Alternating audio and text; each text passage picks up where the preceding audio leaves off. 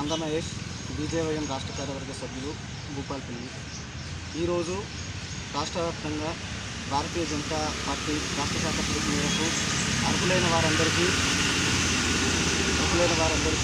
Ration కార్డులు ఇవ్వాలి, ప్రతి ఒక్కరికి అప్లై చేసుకున్న ప్రతి ఒక్కరికి గృహలక్ష్మి పథకం ప్రవేశపెట్టాలి, అలాగే దళిత బంధు ప్రతి ఒక్కరికి ఇవ్వాలి, బీసీ బంధు ప్రతి ఒక్కరికి ఇవ్వాలి అని చెప్పి ఈ డిమాండ్లతోటి రాష్ట్ర వ్యాప్తంగా ఉన్నటువంటి అన్ని కలెక్టరేట్ల ముట్టడి కార్యక్రమానికి భారతీయ జనతా పార్టీ పిలుపునివ్వడం జరిగింది.